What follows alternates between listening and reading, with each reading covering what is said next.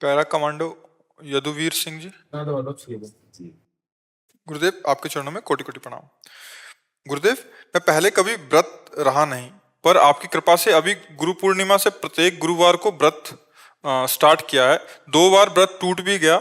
इसमें श्री जी से मांगता हूं कि आपका स्वास्थ्य हमेशा ठीक रहे और उम्र इतनी लंबी हो जाए कि आप इस कलयुग के सभी जीवों का कल्याण करते रहें और श्री जी कृपा हम नहीं, सब वो पर उम्र बरसती तो रहे। लिमिट है, हमको पता नहीं, आपको पता नहीं, पर प्रभु को पता है कि इतने ही सेकंड, इतने मिनट, इतने महीने, इतने साल जिएगा ये शरीर।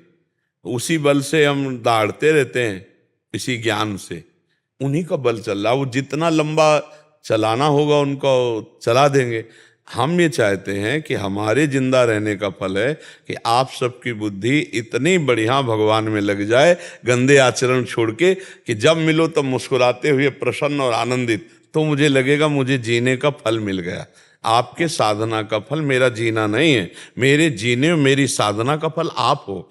आप मुस्कुरा दो, आप आनंदित रहो, आप प्रसन्न रहो, आप हमारे राष्ट्र की सेवा करो, आप गंदे आचरणों से मुक्त हो जाओ, यही हम चाहते हैं। हमारी समाज सुधरे, हमारे नौजवान सुधरे, उनकी सद्बुद्धि हो, वो सुखी रहे तो हम सुखी हैं।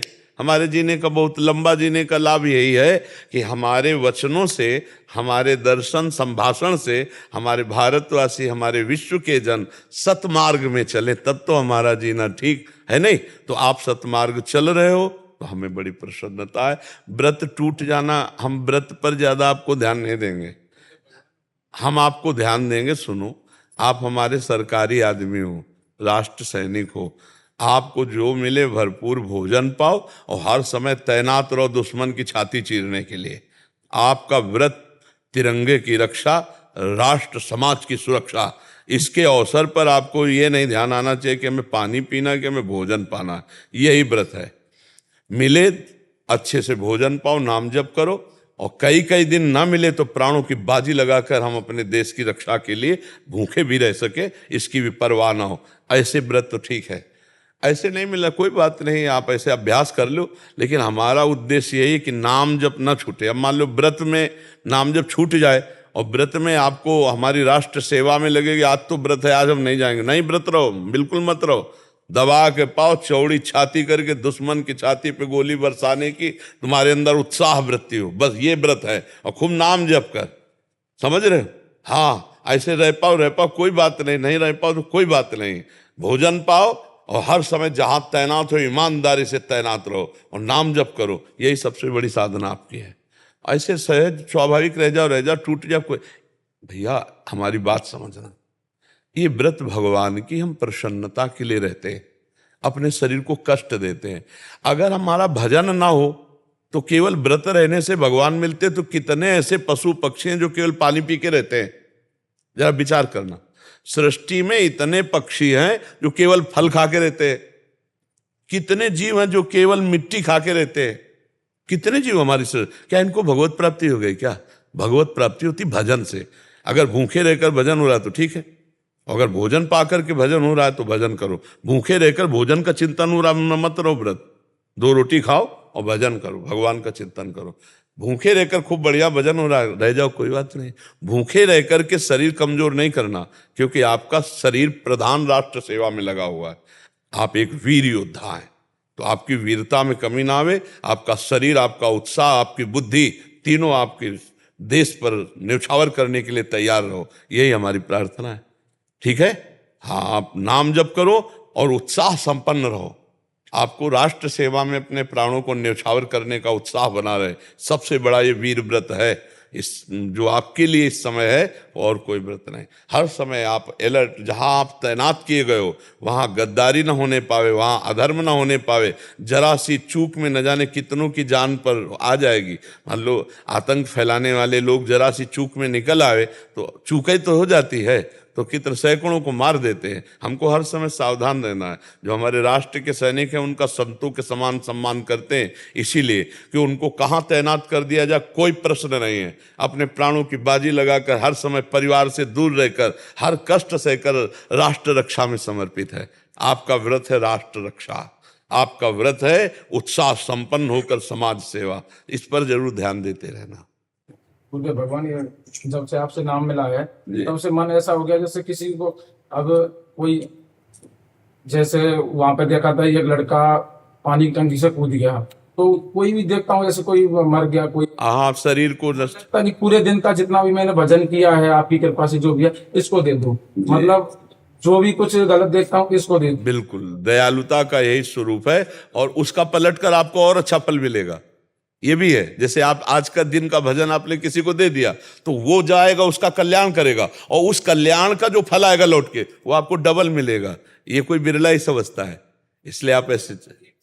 अब फौजी क्वार्टर में थोड़ा सा छोटे छोटे कीड़े मकोड़े होते हैं, अब मेरा मन उससे ज्यादा दुखी होता है। वॉशरूम में भी जाता हूँ तो मैं उनको निकाल निकाल के बाहर रखता हूँ, मतलब मेरे को लगता है नहाना यही है, फिर भी जाते नहीं है, खूब झाड़ू मार दिया कुछ। हाँ देखो, कुछ जीवों की सृष्टि ऐसी है जिनका दिन में विनाश होता ही है।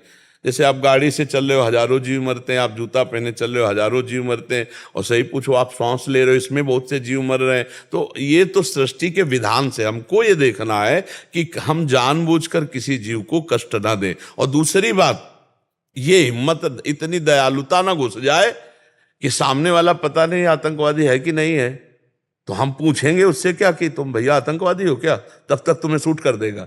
हमारी बात समझना, क्योंकि आप राष्ट्र सैनिक हो। हमारा उपदेश जो है, जहां दया का है वहां अलग डिपार्टमेंट है, और अपने देश के लिए सुरक्षा और अन्य जीवों की रक्षा, ये तो हम पैर संभाल के रख सकते हैं, किसी कोई जीव ना मरे, इतना तो ठीक है। लेकिन इतना हृदय लुजा ना हो जाए कि कहीं शत्रु पक्ष के लिए भी दया, शत्रु पक्ष में दया नहीं होती। और आप लोग हमारे राष्ट्र के सैनिक हैं, तो इस पर आपको विशेष ध्यान रखना, ज्यादा हृदय दयालु नहीं होना चाहिए।